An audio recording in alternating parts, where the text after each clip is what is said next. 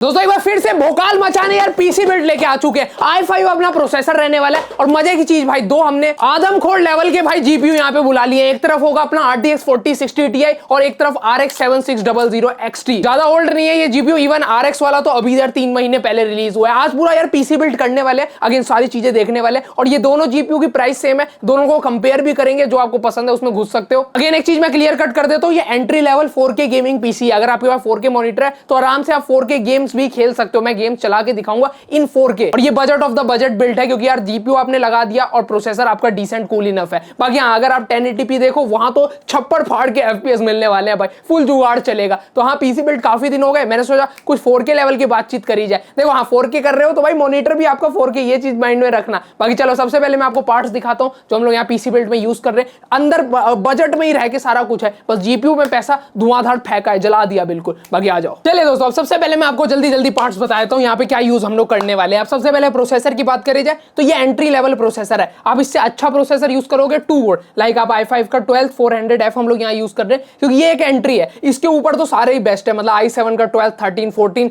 जो मर्जी वो लगा सकते हो, या फिर i5 के भी आप 13 जनरेशन, जितना पैसा मोटा लगाओगे उतना। ये सबसे बजट ऑफ द लाइन और एंट्री लेवल प्रोसेसर है, इससे नीचे तो नहीं जाने का है। तो ये है मेन, ठीक है, क्योंकि हम लोग सस्ता 4K कर रहे हैं ना, तो ये अपना आ गया मेन। इसके अलावा अगर नेक्स्ट चीज देखोगे तो यहाँ पे हम लोग यार जीपीयू ही सबसे बड़ा पार्ट है इस पीसी का। लाइक इसी में आपका सबसे ज्यादा पैसा लगेगा। अगर आप जीपीयू में पैसा बचा लेते हो तो समझ लो आपका पीसी बिल्ड भाई 40,000 में भी डन हो सकता है। बट हाँ, अच्छे जीपीयू के साथ कम से कम 60-70 तो आराम से जाएगा, जो अभी मैं दिखा रहा हूँ। अब इसमें सबसे पहले हम लोग जो आज टेस्ट करने वाले हैं, 2 जीपीयू, दोनों ही महंगी बातचीत है। सबसे पहले RX 6600 XT, अभी हमने रिसेंट में टेस्ट किया था, 16 GB VRAM के साथ आता है, खतरनाक जीपीयू। तो एक हम लोग ये टेस्टिंग में रखने वाले हैं और सेकेंडरी इसका भाईचारा on the top RTX 4060 Ti, दोनों एकदम आदमखोर लेवल के जीपीयू है। अगेन ये भी 40,000 के आसपास का आ रहा है। 4060 Ti भी हमने टेस्ट करा था, आई बटन पे देख सकते हो। इसमें VRAM 8 GB मिलती है, बट हाँ इसमें 16 अपनी आ रही है। कौन सा बेस्ट रहेगा आज गेम वेम चला के पूरा पार्टिकुलरली आपको दिखाने वाला हूं। जो अच्छा लगता है उस पर जा सकते हो। ज्यादा से ज्यादा कितना 3-4 हजार का डिफरेंस तो है वैसे, बट ऑफलाइन में शायद इतना ना मिले। यही दोस्तों, अब 40,000 की जगह आप 10,000 का भी जीपीयू लगा दो तो पीसी आपका बन जाएगा अभी के लिए। तो वो आप कर सकते हो। 10,000 के बहुत अच्छे जीपीयू है, लाइक आई बटन पे देख सकते हो, काम चल जाएगा। सोचो सीधे आपने 30,000 बचा लिए तो वही 40,000 में पीसी बिल्ड डन हो जाएगा। बट मेन हम लोग यार 4K कर रहे हैं तो ये जीपीयू करा सकते हैं। सेकेंडरी आगे बढ़ते हैं। इसके अलावा ये आगे अपना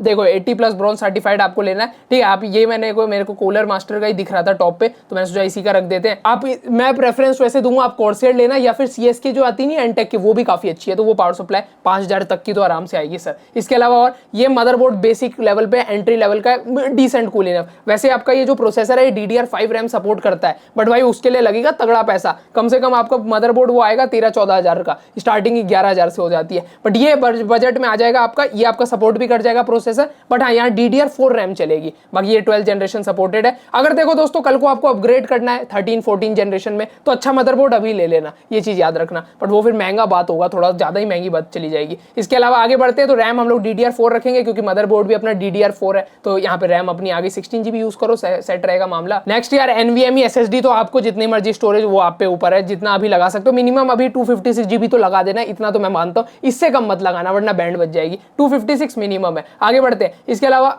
कैबिनेट, तो भाई अब इतना पैसा लगा रहे हो पीसी में, कैबिनेट भी अच्छा खासा रख सकते हो। ये कैबिनेट चल जाएगा, सर्कल का ले सकते हो, गैलेक्स का भी आ जाए, बहुत सारे ब्रांड है भाई। 3,000 में तो अच्छे कैबिनेट आते हैं, तो कोई भी आप लपेट सकते हो, कोई ऐसा प्रॉब्लम नहीं आएगी। ये भी अच्छा लग रहा है, ये भी ठीक है। व्हाइट कलर लोगे तो और सही। तो ये कंप्लीटली दोस्तों सीन था, मेरे को यार ठीक लगा। प्रोसेसर और मेन जीपीयू में अपना पैसा लग रहा है, तो परफॉर्मेंस देखेंगे उससे क्लियर कट होगा। पर सबसे पहले पीसी बिल्ड हो जाए। चलिए दोस्तों फिर शुरुआत करते हैं। अब यहाँ पे जो मेरा मदरबोर्ड है ये सब अलग है क्योंकि मैं DDR5 वाली रैम यूज कर रहा हूँ। आप वो वाले में भी बिल्ड कर सकते हो, कोई दिक्कत नहीं है। बाकी सबसे पहले अपना मदरबोर्ड आ गया। ये थोड़ा महंगी बातचीत है, ये 30-40 हजार का मदरबोर्ड है, सोच रहे हो। तो इसके ऊपर मैं सिंपली आ गया हूं और यहाँ मेजर अपना सबसे पहले प्रोसेसर इंस्टॉल करने जा रहे हैं। i5 का 12 यूज कर रहे हैं। देखो मैंने जैसा पहले ही बता दिया, एंट्री लेवल आप खुद सकते हो, बाकी फ्यूचर में अपग्रेड जरूर कर लेना तो बेस्ट रहेगा। तो ये हमने यार मेन प्रोसेसर अपना यहाँ पे इंस्टॉल कर दिया। साथ ही साथ आप इनबिल्ट यार एयर कूलर जो आपको मिलता है साथ में, ठीक है, उसको भी आप लगा सकते हो। बाकी मैंने एक एक्सटर्नल ले रखा था, मैंने उसको इंस्टॉल कर दिया। अगर इंस्टॉलेशन पे इस एयर कूलर की वीडियो देखना चाहते हो तो आई बटन पे मिल जाएगी। मैंने झटपट इसको इंस्टॉल, बहुत ईजी रहता है, मैनुअल पढ़ना होता है भाई, उससे आसानी से हो जाता है। पेस्ट लगाया और मेन अपना यहाँ पे हमने CPU कूलर को बेहतरीन तरीके तरीके से यहाँ पे इंस्टॉल मार दिया है। ठीक है, इसके बाद रैम की बात आ जाती है तो हमने DDR5 वाली रैम यूज करी है ताकि आपको अल्टीमेट परफॉर्मेंस पता चल जाए। वैसे देखो अगर आप DDR4 भी यूज करते हो दोस्तों तो एज सच इतना फर्क नहीं आएगा। ठीक है, वो बहुत कंसिडरेबल थोड़ा बहुत तो होगा ही भाई, क्योंकि DDR5 DDR4 से तो बेहतरीन ही है। हम लोग यहाँ पे 32 GB के आसपास रैम यूज कर रहे हैं ताकि अल्टीमेट परफॉर्मेंस का हमें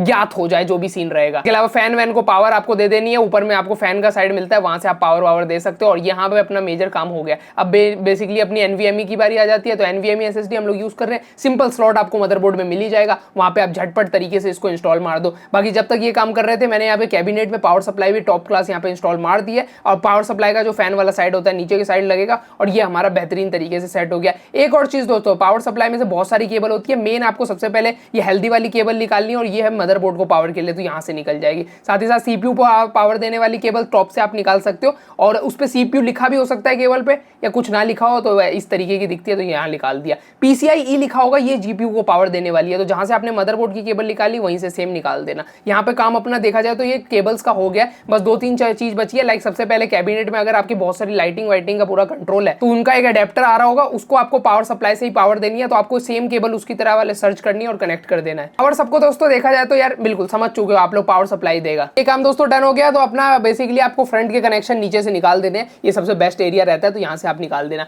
यहाँ काम बहुत हद तक हमने यार डन कर लिया है। अब हमने सेम अपना मदरबोर्ड उठा के लिया और सीधे आपको कैबिनेट पुश पुल करके घुसड़ देने का है टॉप क्लास तरीके से, साथ ही साथ स्क्रू अप कर देना है मदरबोर्ड को। यहाँ पे अब IO शील्ड यहाँ पे यार मदरबोर्ड में लगी हुई थी इसलिए मैंने लगाई नहीं है, डायरेक्टली मदरबोर्ड इंस्टॉल कर दिया है। केबल की बात रही तो आप लोग ये तो जानते ही हो यार, सबसे पहले अपने मदरबोर्ड की हैवी वाली केबल आप यहाँ लगा सकते हो और CPU को पावर देने वाली टॉप पे कनेक्शन मिल जाएगा, वहीं से केबल हमने निकाली थी यहाँ लगा देना। GPU आप जो भी इंस्टॉल कर रहे हो लाइक RX 7600 XT या फिर यार RTX का 4060 Ti जो भी आपको मन पसंदीदा है वो यहाँ पे इंस्टॉल कर देना। और पावर के लिए PCIe वाली केबल है ना, उससे बेसिकली ये पावर होगा। और इतना सा काम था और PC अपना ऑलमोस्ट क्या डन हो गया भाई, और क्या लोगे, बस फ्रंट के कनेक्शन बचे हैं, उसके लिए मैनुअल उठा लेने का। बट वैसे नीचे के साइड में आपको HD ऑडियो लिखा होगा, HD ऑडियो में HD ऑडियो लग जाएगा, USB में USB 3.0 में 3.0 और फ्रंट के कनेक्शन के लिए मैनुअल, और यहाँ काम आपका टैं टू टैं हो गया। और PC अपना यहाँ पे बिल्ट हो गया, राइट ना उस पर RTX लगा हुआ आप देख रहे हो, बट मैं दोनों को आपको बेंचमार्क करके दिखा दूंगा, दोनों में कौन सा आपको बेस्ट लगता है उस पर आप घुस सकते हो। प्राइस में ज्यादा फर्क नहीं आएगा, वही 2-3 हजार रुपए का जो रहने वाला है। ठीक है, तो ये कंप्लीटली PC बिल्ड का सीन था, अल्टीमेट फास्ट एडिशन। ठीक है दोस्तों, ये कंप्लीटली PC बिल्ड का सीन था। अब टेस्टिंग की बात करते हैं। अब सबसे पहले यार ये मत बोलना एक्सेल PDF चलाना है या फिर फ्री फायर या BGMI खेलना है, ये सब हल्के काम है भाई। ये तो आप 4K लेवल की गेमिंग की बात कर रहा हूँ, ये सब तो बच्चों वाली चीज है। कोई भी सॉफ्टवेयर कोई भी एप्लीकेशन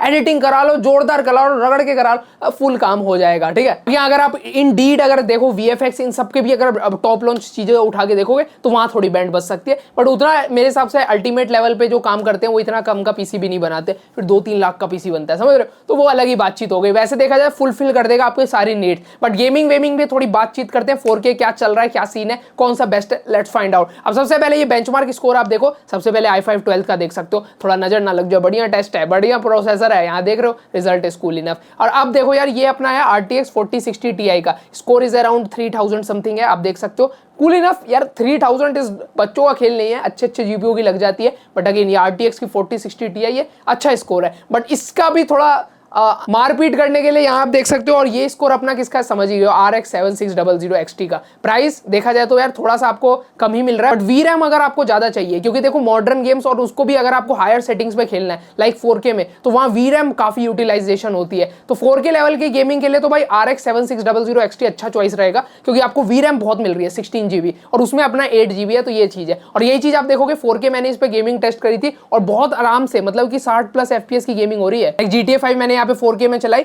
और ये RX 7600 XT पे मैंने सारे टेस्ट करे 4K वाले, और GTA 5 में अपने 70 के आसपास FPS आ रहे हैं, 70-80 के नियर अबाउट चल रहा है आराम से खींच के। और ये मैं बता दूं 4K के भी अल्ट्रा सेटिंग्स है, कोई बच्चों वाला खेल नहीं है ये, 4K अल्ट्रा, वहां पे इतने FPS आ रहे हैं। 4K का नॉर्मल और इन सब पे तो 100 पार हो जाएगा आराम से, मुझे इतना लगता है, बट 4K बहुत औसम चल रहा है। इवन मैंने फ्रोजा में भी टेस्ट करी, अगेन यहाँ पे भी आप देख रहे हो ये 4K अल्ट्रा FSR का सपोर्ट मैंने लिया है, क्योंकि यार RX में तो अपना FSR रहता है ना, तो वहां पे भी अपने 30-40 के आसपास FPS आ रहे रहे हैं धुआंधार मजेदार। इवन हिटमैन मैंने ट्राई करी और यहाँ पे भी भाई 4K के आसपास एकदम आप बोलो तो 80 के आसपास FPS आ रहे हैं 4K सेटिंग्स पे, तो ये सुपर कूल है। बात करूं दोस्तों RTX की, तो RTX भी आपको 4K आराम से करा देगा, कोई बड़ी चीज नहीं है। बट हाँ VRAM का जो एक यूटिलाइजेशन और फायदा रहता है वो आपको RX में मिल जाएगा। बट 1080p में सीन चेंज है, क्योंकि 1080p आसान हो जाता है। तो यहाँ पे अगर आप देखोगे सबसे पहले मैंने GTA 5 चलाई और यहाँ पे RX के अंदर आप देख रहे हो 100-120 FPS के आसपास मिल रहे हैं। ठीक है एवरेज आप बोलोगे तो अच्छे FPS है। GTA 5 के again 1080p at very high setting से सारी गेम्स, और यहाँ पे 100-120 FPS, और RTX में भाई 150 FPS, मुंह ही रगड़ दिया बिल्कुल। तो ये है भाई थोड़ा RTX का जलवा है। 1080p में तो फुल पोटेंशियल दिखाया है भाई, क्योंकि 1080p में देखो VRAM बच जाती है काफी हद तक। 4K में थोड़ी बहुत वो यूटिलाइज हो भी जाए, पर RTX फुल फाइन भाई, 1080p में कोई दिक्कत नहीं है। इवन होराइजन में आप देखोगे, होराइजन फॉरबिडन वेस्ट में यहाँ पे भी अपना RX के अंदर 64 से 65 FPS आ रहे थे। अगेन FSR ऑन था और ये अपनी 1080p at very high settings पे गेम चल रही है। और सेम गेम हमने RTX पे चला दी, FSR नहीं, वहां तो अपना DLSS का सपोर्ट मिलता है और वो 80 FPS के आसपास गेम चल रहा है। और 80 ठीक है, DLSS थोड़ा अच्छा परफॉर्म करता है FSR के कंपेयर में, चीज मैं देख रहा हूँ, क्योंकि हाँ थोड़ा है उन्होंने हार्डवेयर लेवल पे काम कर रखा है, सिर्फ AI पे नहीं छोड़ रखा है। साथ ही साथ आप RX के अंदर अगर साइबरपंक में स्कोर देखो, यहाँ थोड़ी अच्छी बैंड बजाई है, क्योंकि देखो RTX का ये स्पॉन्सर टाइटल है ये अपना साइबरपंक, तो यहाँ तो FPS का डिफरेंस साफ साफ दिख जाता है। लाइक 70-80 FPS अपने में आ रहे हैं, RX में आ रहे हैं ना। अगेन ये 1080p at very high settings पे गेम है, 100 तक भी चले जाएंगे in most cases. But RTX में अगर आप देखो 1080p at very high settings with DLSS frame generation सारी टेक्नोलॉजी, यहाँ पे 150 से भी ऊपर FPS आ रहे हैं भाई। ये कोई बच्चों का खेल नहीं है, काफी बड़ा डिफरेंस है। इसका रीजन यही है कि भाई थोड़ा RTX का ये स्पॉन्सर टाइटल भी है साइबरपंक, साथ में इनके पास भाई फ्रेम अप स्केलिंग ये सब टेक्नोलॉजी इस गेम में मिल भी जाती है, जो पेयर अप हो जाता है 40 सीरीज के कार्ड के साथ, तो इस कारण इतने ज्यादा FPS आ रहे हैं भाई। तो अगेन दोस्तों सिंपल सीन है, मेरे हिसाब से दोनों GPU बहुत कूल है भाई, पर हाँ VRAM का काफी बार यार काफी काम भी आ जाता है। तो इतने FPS की लड़ाई जब चल रही है, मेरे हिसाब से अगर आपको FPS ही मैटर करता है, खेलना आपको 1080p में जा सकते हो भाई। RTX सुपर कूल है, इवन 4K में भी सुपर कूल ही रहेगा। RX भी अच्छा है, 4K में उसकी थोड़ी ज्यादा परफॉर्मेंस या इवन VRAM आपको ज्यादा चाहिए तो RX बेस्ट है। दोनों अपनी जगह जगह पे है, पर थोड़ा महंगा है, 4000 रुपए, ये याद रखना, ठीक है ना। RTX अपना बाकी ये कंप्लीटली सीन था। 40-60 लाते हैं जल्दी यार, वो थोड़ा बजट कार्ड है। बाकी चलो अगर वीडियो पसंद आई हो तो बिल्कुल भाई लाइक कर सकते हो, सब्सक्राइब बनता है ऐसे टेक रिलेटेड वीडियोस के लिए, शेयर कर देना। मिलते हैं नेक्स्ट वीडियो में, तब तक के लिए बाय, जय हिंद, जय भारत, वंदे मातरम।